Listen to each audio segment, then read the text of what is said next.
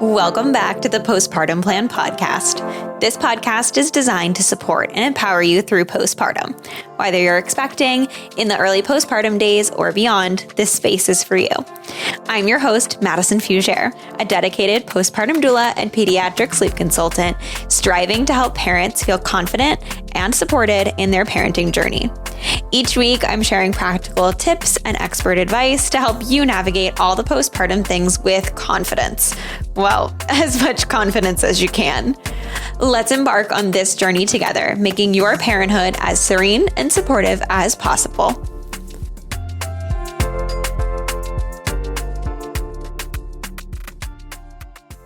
Ruth is a pediatric sleep consultant with a background of 14 years in childcare. Her interest on the topic of sleep was inspired by her husband when he helped her overcome her own sleep struggles. Sleep deprivation took a toll on her mental health, physical health, and well-being, emotionally. She knew she had to sleep better. She began to do extensive research and slowly began to apply everything she learned to her own life first. Her sleep went from 4 hours a day to an average of 7 to 9 hours. Her sleep isn't perfect, but it's much, much better. She's also a big believer on teaching by example and felt the burden to share her own experiences and sleep journey with others who struggle. The passion she had for sleep, plus the support of her husband, led her to start her own business, Paradox LLC. Through her business, she has been able to support families and children facing the same types of sleep deprivation through her online sleep consulting packages. Her sleep consulting business is centered on both the child and the parent. She believes sleep training is not just the chance to help your child sleep better, but also to give parents the tools that they need to sleep better in their own parenthood. She's determined to continue supporting families all around and eventually expand her sleep services to help more age groups. I'm so excited to have Ruth here today so we can talk about sleep, but even more specifically, talk screen time in relation to sleep, which I think is so huge. And I think that it'll be so excited to talk about, not just in relation to children, but because you have a bit of experience yourself to kind of even dabble a little bit in adult sleep stuff too. Yes, no, I agree. Thank you so much for having me today. I'm so excited. I swear, I said before I hit record, you guys, that reading the intros is I'm horrible at it. I don't know what it is, but I have them all typed up and I practice reading them before I get onto these calls and click record. But then I go to record it and I totally mess it up. And I've had times when I've tried to re-record Ruth and literally every single time I slip up. So at this point, I'm screw it. Everyone just knows the intros are going to be bad because I'm reading word for word from a screen. No, I feel you. But so much information. But it's always good because it's all good information about people that everyone should know, but I just can't. I'm much better off the cuff. But anyways, before we dive into all the things, do you want to tell everybody a little bit more about your background and all your sleep stuff? Yeah, sure. So my name is Ruth.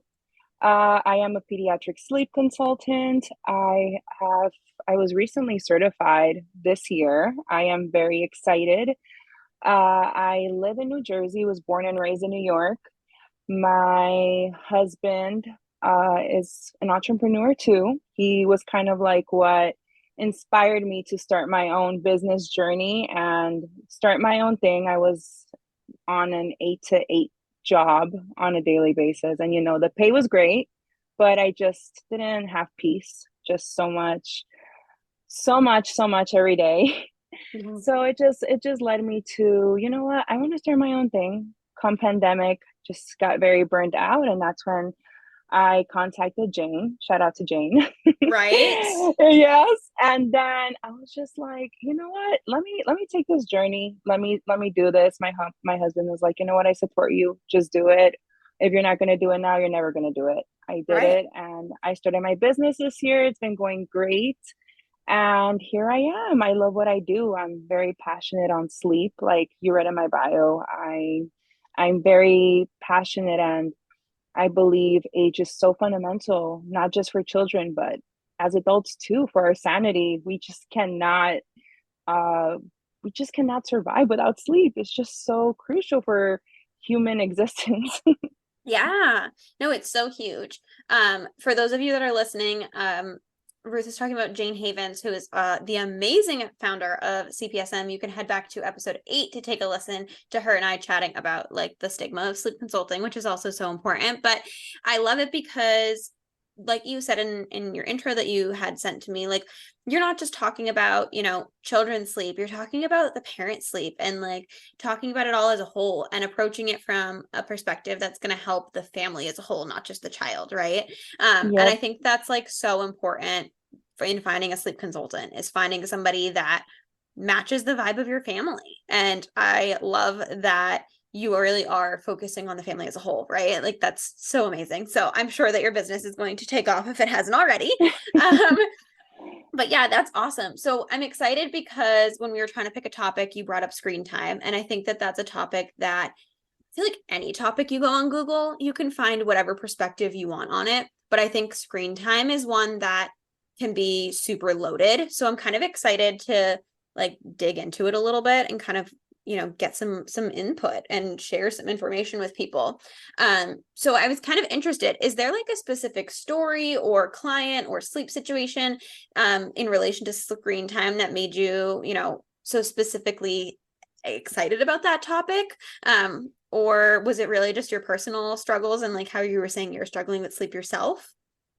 Yeah, I mean, honestly, it like you read in my bio, I'm a big believer in living by example. And once I saw the toll that sleep deprivation had on my life and the connection that I saw that screen time just had a huge part to do with it. I'm going to be honest with you. I was just so attached to my iPhone. Um, I just had to put limits to myself, restrictions, because just to be real with everybody, I would stay up till like 2, 3 a.m. just swiping, swiping, swiping, swiping. And it was until I realized blue light suppresses the sleep hormone melatonin, and it just has so much um, neurological effects on the brain. That's when I realized, no, I have to do something. I need to put limits. There's absolutely nothing wrong. As a business owner now, technology has been very fundamental to run my business, to reach other clients, to stay in touch with clients. Even I met a client from Australia the other day, and I would Oh have my never been able gosh. to. Yeah, I would have never been able to reach this mama if I wouldn't have had the opportunity to connect with her to Facebook. So I don't, I'm not a big like, no, don't be on technology, but I do believe that there should be a balance to everything in life. We should have time with family, time to sleep, time to eat. In restaurants, we should be have the opportunity to engage with one another without being on your phones the whole time. We should have the opportunity to go on vacation without having to screenshot or take pictures of everything for Instagram. We should be given the opportunity to live in the moment as human beings, and children especially too. And it was when I realized that I started, my eyes opened, and I started realizing how so many teenagers that I mentored, so many children that I would take care of because I was a nanny at that time, they're just so affected by screen time. And Yeah. it was come pandemic that I was a homeschool teacher at that time, that I saw how much technology was taking over in the education system, and Right. how many parents, how numbers went up in sleep deprivation for teenagers and little children, because there was just so much exposure to technology. So it's just become a big problem, and there's just not enough awareness on this problem, to be quite honest. As sleep consultants, I feel like we should do our very best to create more awareness on this problem, because we focus on calm bedtime routines, things like that, but obviously there should be a lot of focus on what happens during the daytime, and a lot of what happens during the daytime is screen time. Right.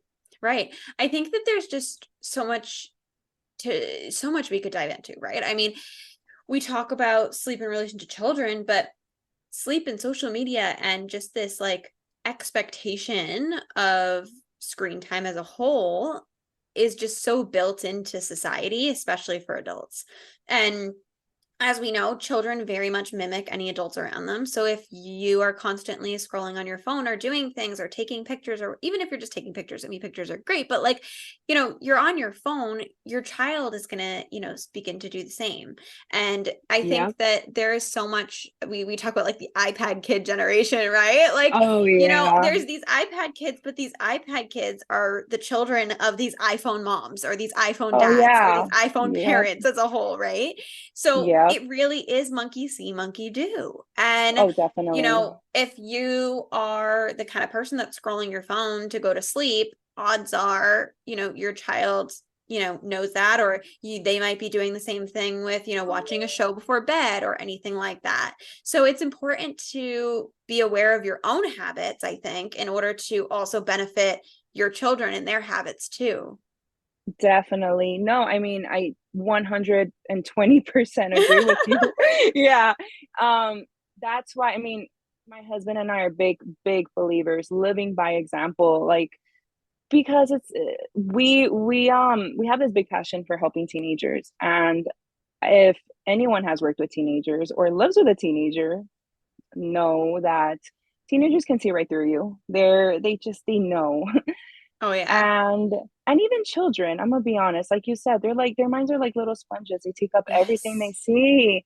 So if they see you doing something and you're like, yeah, no, don't be on your phone, but then next thing you know, mom is on her phone and not paying attention to her little one, then they're like, then why should I listen to you? Right. When you're doing the same exact thing you're telling me not to do. But Yep.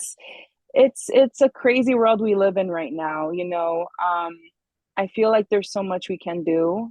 And like I said, there's a way to create a balance and uh, give children what they need at the correct time, you Right, know? right.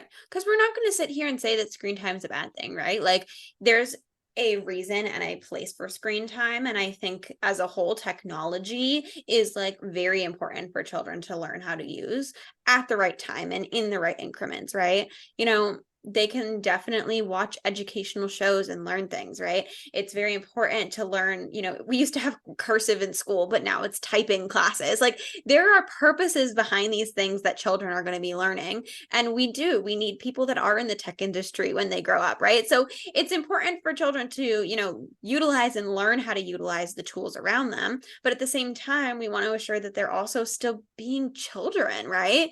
And I think the big part of what you said just a couple moments ago was it's not just about, screen time before bed affecting bed, right? It's screen time as a whole, technology as a whole throughout the day, and how that is truly going to affect, bedtime, and sleep as a whole. I know we could really kind of go into this in so many different directions, but I guess I would love to hear, if you could tell listeners about like what you think.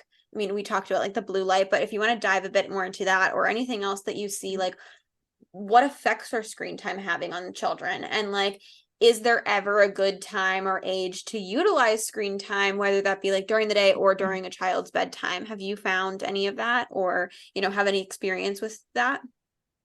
Yeah, well, as in for screen time before bedtime, I always tell my parents that's a huge red flag for me, a big no. The AAP, American Academy of Pediatrics, they have a guideline stating that they don't recommend TVs in any bedroom, in any child's bedroom. So that alone should tell us enough that we shouldn't include any sort of screen time device in a child's bedtime routine or have it anywhere close to their bedroom. I always tell my parents just keep it in the living room. Just keep it as a family thing if you guys want to watch a movie every now and then together, and it's also quality time. But just keep it away from the bedroom. Like I was saying earlier, blue light suppresses the sleep hormone melatonin.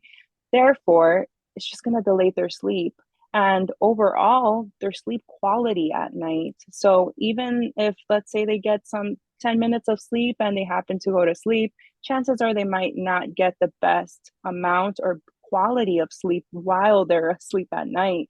Right. Um, and just another study I read recently, and I've just started diving into the book Glow Kids. I don't know if you've heard of that book, but Haven't. um, it's a really really good book. Very it just dives into everything screen time related by Dr. Nicholas. It's a very good book for any parent that wants to dive into more of this screen time topic. It's just very informative, has a lot of numerous studies related to it. But he goes into how there's just so much exposure to screen time that, from 0 to 10 years, children don't fully develop their frontal cortexes in their brain. And as we all know, that is kind of like the decision maker in our brains. So 0 to 10, children don't have their frontal cortexes built yet. So they don't have the same break mechanism to kind of like stop if they're binge watching a show, let's say. It's gotten to the point where they've done studies on young children's brains, and they've seen that the same the same amount of exposure that children get to screen time, binge watching, as you can say, is similar to a cocaine addict's brain. It's crazy. Wow. I was just very surprised by that fact. And so what he was mostly trying to dive into, and his point with everything, he was just trying to say, give screen time to kids at the right time. Right. He gets into, if you can try to keep them off the screen time until they're 10 years old, perfect. If you can do it after 10 years old, great. But if you want to give it to them, just do it in small increments, as you were mentioning earlier.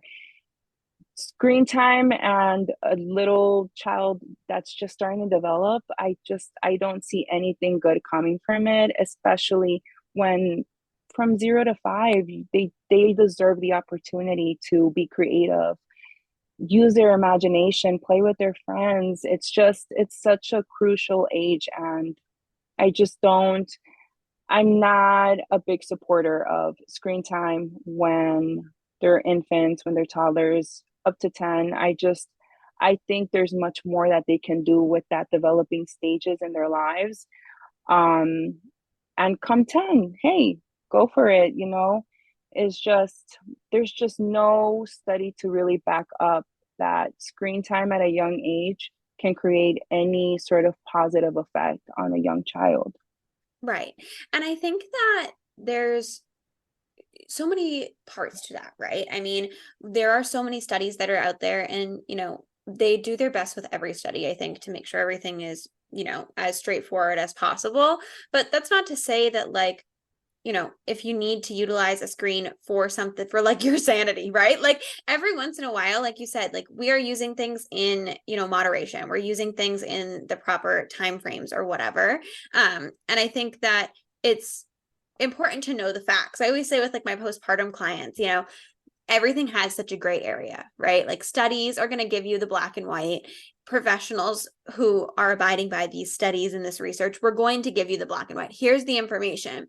But parenthood as a whole is a huge gray area, right? Like you have to find where you stand within everything, whether it is about screen time, whether it's about, sleep and safe sleep and bed sharing, if it's about I don't know, really any topic, you could pick literally anything.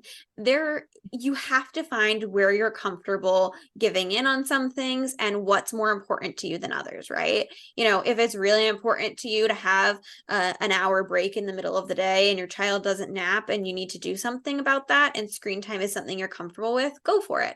But that doesn't mean that you don't need to know the facts, and you don't need to know the statistics and the studies and the information behind everything, because you want to make educated decisions. I think, Yeah. right at the end of the day, every parent's doing what's best for their child, but it can be so overwhelming to go online and try to find information about any topic, especially when you're talking about screen time, right? So coming and finding information, from somebody who has weeded through it can be really, really helpful. So I'm happy and excited for you to share that information, because I think it's a lot easier and better for people to come to a trusted source and get information than to be online researching, doing it all themselves because they don't have the time to do that as a parent. Like you're busy. Yeah. Yeah, no, and listen, I for one am a huge believer. I know there's single moms probably listening. There's parents. I know there's some moms that don't get the full on support that they deserve from their husbands, and they do the very best that they can. And I know some wonderful mothers, some super moms out there that, they just need a break. They give their little ones 1 to 2 hours of screen time a day, and I am no one to judge on that. Um, I like you said, it's just important to get the facts, and then in the end, you just see what works best with you and your family. It all really depends on what works for you, the timing, that sort of thing. But yeah, I mean, we're all here. We should all be a team supporting one another, and definitely not mom shaming, because I know that definitely there's a lot of I've joined a lot of mom groups on Facebook ever since I started my business, and it's very sad that even with screen time topics, instead of helping one another, it's just come, how dare you let your child use Right. a device at this age? And it's like, yeah, that's not nice. That's not going to Oh get yeah. them to any place, any sort of place where they even want to hear advice from you if you're going to be talking to them like that. So it's a great time and age because we have so much information in front of us, but it's also sad because it's made people think that they're in a place to judge and treat others bad just Yeah. because they're doing things in a different way from them. Right. I think parenting, like we said, is a great area. Finding what works for you and what doesn't is what's super important. I just did an episode a couple back, episode 19, on parenting guilt and just the idea of, social media and being so, why are we so mean to each other? Like just Yeah, uplift everybody, right? Like help people get the answers they want. If someone wants information on what's good for screen time, give it to them. If you want information about not screen time, don't give it to them. Like give everybody the opportunity to have what they need. And that goes for anything. Social media is just so toxic at times, and I mean that goes into screen time too. But I think that there's so much opportunity to learn and to support one another, so use it. And like something else totally random, not random, but like another thing that I got thinking of is you mentioned COVID and you mentioned, toddlers and screen time. And it made me think of, and I'm sure you can give more information to this, but um, I worked in a daycare during COVID and right after. And I can tell you so much. So many children came in after COVID, and I felt like we were teaching everybody how to play. And that sounds yeah, so ridiculous, right? Like, what do you mean you're teaching a toddler to play? What do you mean you're teaching a preschooler how to play or a kindergarten prep kid? But it's true. Like, children didn't know how to play. And I think a large portion of that was because parents were doing their best. And a lot of that was putting your child in front of a screen, whether that be for a virtual story time, or that was because you had to put them in front of TV so you could get work done, or you couldn't hire a nanny or someone, you didn't have a village to come over and support you because of quarantining, like whatever it may be. There was an exorbitant amount, I can't even speak, we'll go with ridiculous, a ridiculous amount of screen time being utilized for children that typically wouldn't be getting that much screen time if they were to be in other forms of childcare. And so not only were we teaching children how to play because they didn't know how to play, which is what you were mentioning, right? Like give children the opportunity to play, but I was also noticing an absurd amount of tantrums, like far hmm, beyond what we see as developmentally normal for children at those age brackets. And I think a lot of that also had to do with screen time and just like fatigue because they were playing and they hadn't burnt that much energy before in a way, yeah. Is that something that like you noticed? I know you've been in childcare and like you're, I'm sure, used to the typical tantrums, right? Oh So yeah, oh yeah, they're yeah, so much fun. always Yeah, no. constant. Oh, wait, so much fun. Yeah, no, it pandemic was rough. Pandemic was very rough. And in one part, I felt I just felt for a lot of parents because a lot of parents were stuck at home. Some of them couldn't afford childcare or having a nanny there. So they were just stuck doing the best they can and just put them in front of a Right. TV. And like I mentioned earlier, well, let's, I can speak from my own situation. I was a nanny at that point. I was homeschooling two elementary school kids while taking care of a little toddler. So Yep. that was a big challenge for me because I had to come in every morning, organize all their assignments, make sure they handed everything in on time, make sure they were on time for all their meetings for school, make sure the little toddler was getting enough stimulation time, plus going back and forth, making sure they were on time. It was a good challenge. But with that being said, I realized as a nanny, I was constantly every hour just trying to find things to keep them entertained. But I reached a moment of realization. I'm like, why do I need to keep them entertained when some kids deserve the opportunity to be bored sometimes? They Right. deserve the opportunity to just sit down outside and just roam free and just play independently, let their imagination run wild, be creative. And as I was going through this topic and we were gonna do this podcast, I realized that a lot of parents feel that obligation that they need to entertain their kids throughout the day. And I can tell a lot of parents, you don't need to feel that burden. You're not a bad No. parent if you don't entertain them throughout the day. As a nanny, I couldn't do it. I can't imagine a parent that's working, getting home, and just doesn't have the time or the energy, to be quite honest, to do Right. it.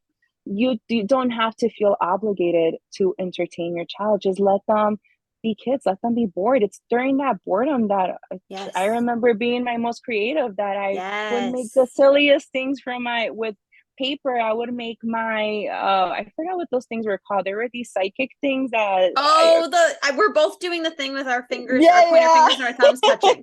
The one like the fortune teller things that looked like yes, there crocodile you mouths or whatever they were. yes. That I grew up on that. You see, when I was born, my mom's like, you know what? No more TV for you. Go do something. I would just go make Right. my little fortune tellers and see what my fortune was. And it's So so crazy. yeah, You took the words out of my mouth. I was literally about to interject and say creativity comes when children are bored.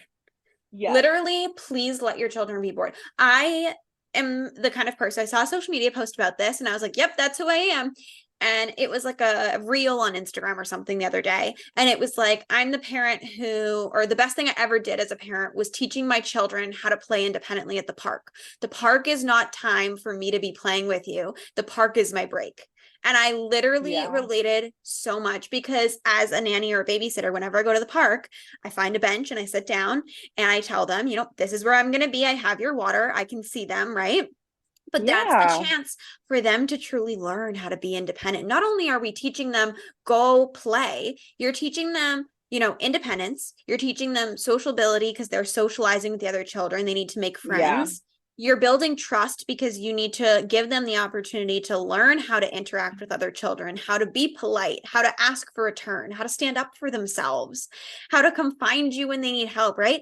Then you're teaching them the ability to trust themselves because they might be scared to do something. But if they're so used to you holding their hand to walk across a balance beam that that they know how to do, they're never going to do it on their own. But if you give them the opportunity and you say, you can do it, go do it if you're comfortable doing it, they'll do it if they really want to, right? And I think that's such a good place to start with, independence because there's always someone that they can make friends with. yeah, And it's a good break for parents, but it's so true. Like if you don't give children the opportunity to be bored and to find creativity and to learn how to play independently, they're never going to learn.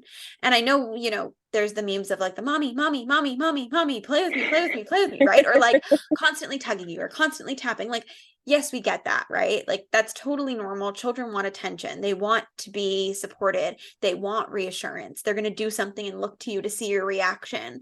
But at the same time, it's okay for them. It's okay for you to say no. It's okay for them to learn. And even more so, like you have to give yourself the opportunity to not feel that parenting guilt, like you were saying about it. I think that's so, so, so huge. yeah. No, I definitely agree.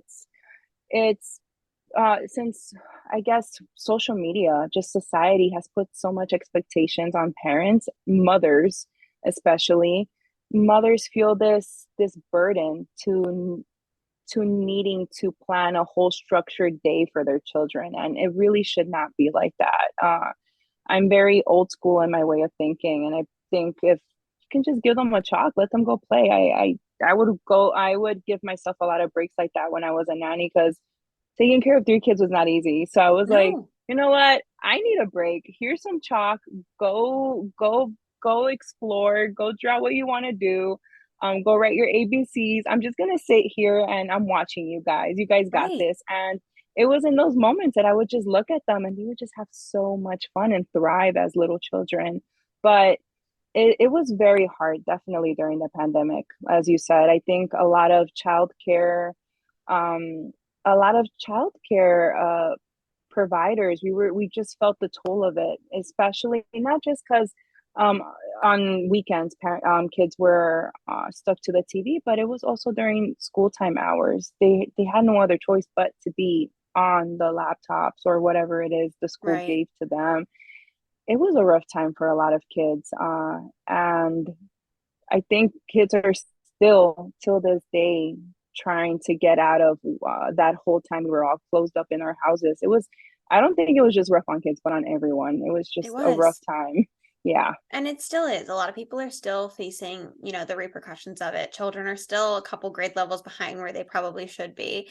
We're still trying to make up for things. Parents are still probably feeling that guilt. And it's hard because especially if you had a young child, like your stepping stones of, daily life were set during that time frame, which is not a realistic, you know, life or schedule to have on a daily, right? Like have changed drastically. Oh So yeah. it's change. It's hard for just about everybody. And I think just as a whole, like this whole topic of screen time, like we said, it is such a black and white thing when it comes to the research and the information. But as a whole, it is such a gray area that you have to find where you land in the middle. And I think that it also comes with, I mean, I feel like I talk about parent guilt like during every single episode because it relates to everything, but this is one of those things that Mhm. it really, really does relate to. And so I think that like that's a really big takeaway from this topic as well, is just to find what works for you and be confident in that and be okay with that, because having a happy parent who's able to have 15 minutes to breathe by themselves and gives their child 15 minutes of screen time is far better than a emotionally or non-regulated parent or upset parent or completely touched out, whatever feeling you're feeling, parent that is trying not to give any screen time, right? So I think it's such a big topic that, like we said, you have to find where you land in the middle for sure. Yeah, as a person, you have to find peace. That's it. Just find peace. Find what gives you peace. Because in the end of the day, you're gonna hold yourself accountable for everything. If you're just living life to please other people, listen, you're never gonna be happy. You have to do what works for you, what works for your family, what works for your children, because you know your children better than anyone. Right. So in the end of the day, whatever you see works for you, and that's it. Doesn't matter what anyone says. It doesn't matter what your girlfriend says. It doesn't matter what they tell you on Instagram or social media in whole. It really comes down to what do you feel in your heart is the best for you and your family. And if that gives you peace, okay, awesome. Great. I love that. That's so true. I always wrap up by asking if you had one piece of advice and one product recommendation that you could share with a new parent, what would you tell them? What would you suggest? Yeah. I guess a good old swaddle blanket. I'm very old school with my swaddle blankets. The first time I learned how to swaddle was from this amazing mom I knew. Well, no, her name is Kim. She's amazing, and she taught me how to swaddle with those 44-inch by 44-inch blankets. And I still know how to learn do it with that blanket. So I'm a very very big person of swaddling for new parents.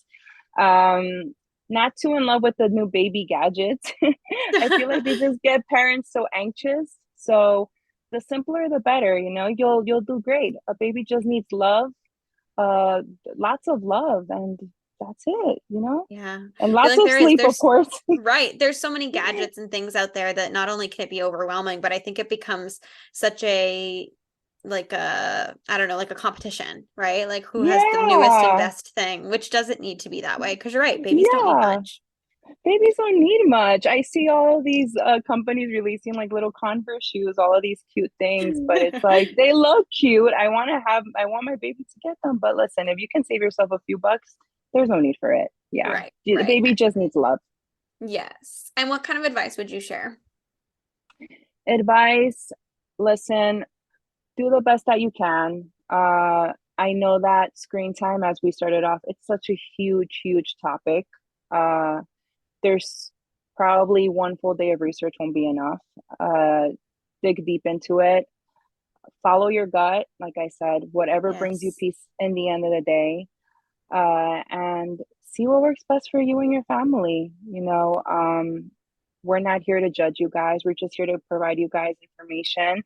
If you guys want to look more into it, like I said, I highly suggest Glow Kids and healthy sleep habits. There's a part of it where they talk about screen time as well. Just dig deep into the information and you'll do great. As parents, we're gonna mess up, we're gonna make mistakes, but that's life. We're humans, we're not Yes. perfect. Yes, I just wrote down both those books, so I'll make sure to add them into the show notes below. Also below you can find all of Ruth's information. But yeah, so you can find books in the show notes below. Do you have any other things going on that you wanted to share? Just you can if you want to continue following me, you may do so on my social media. At some point, I am looking to expand out my services for school-aged students. I'm hoping Amazing. to eventually expand out to teenagers, but we'll get there soon. That's pending. But for now, school-age students, there's definitely a lot of school-age students that right now during the summer I know are experiencing a lot of sleep deprivation. So I'm very excited to be a support to parents for them. So definitely here if anybody needs any support and help. Amazing. Thank you so much. You guys go head over and check out Ruth's information, give her a follow, and thanks for joining me today. Of course, it was great to be here. Thank you. Thank you so much for tuning into the Postpartum Plan podcast. I hope that today's episode brought you support, relatability, and valuable insight. Remember, you're not alone on this journey. If you enjoyed the show, please subscribe and leave a review and share with any of your prenatal and postpartum friends and family. Your feedback helps us reach more parents seeking support. And if you're looking for additional resources, please feel free to connect via Instagram at Serene Moments Doula for constant information, tips, and tricks, or check out my website, www.serenemomentsdoula.com. See you next week.